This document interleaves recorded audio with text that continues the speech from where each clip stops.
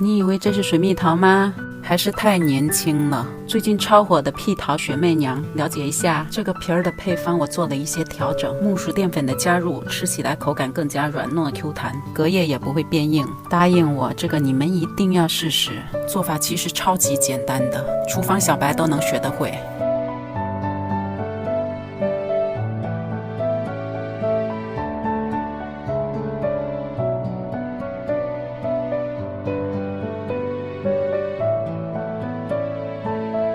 大家快看，醋师傅在捏猪脸了。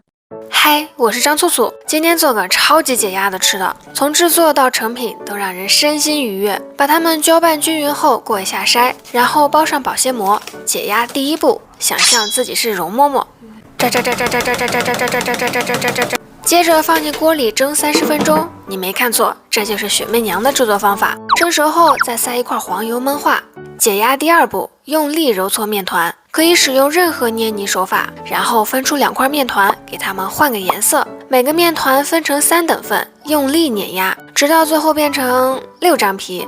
接下来把酸奶塞进擀好的皮里，再这样就包好了。最后再把猪猪和小鸡的耳朵、嘴巴、眼睛等小配件安装好就 OK 啦。搞错了，再来。真的一点都不难，不信你现在就试试。解压第3步，想象自己在捏前任的脸。哎呀，不好意思，不小心把前任脸撕烂了，真不是故意的。不信我再捏一下给你们看。爽！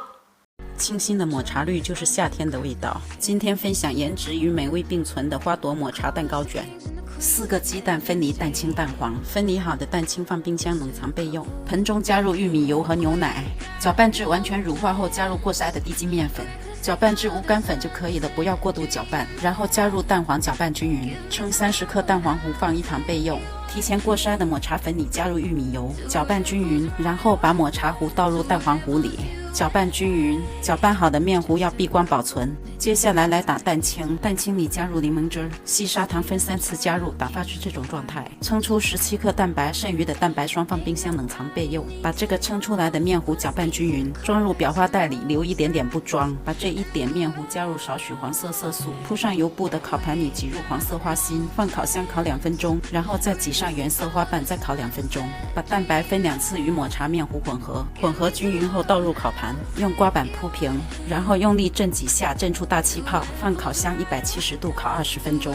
烤好的蛋糕移到晾架上，撕开油布，盖上油纸，晾凉备用。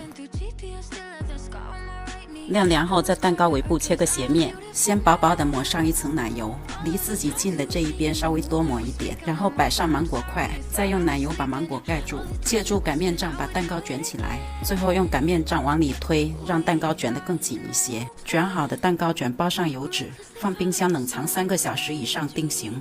定型后的蛋糕卷切掉2边，然后你就可以切块吃或者抱着啃，这个根据自己的喜好，开心就好。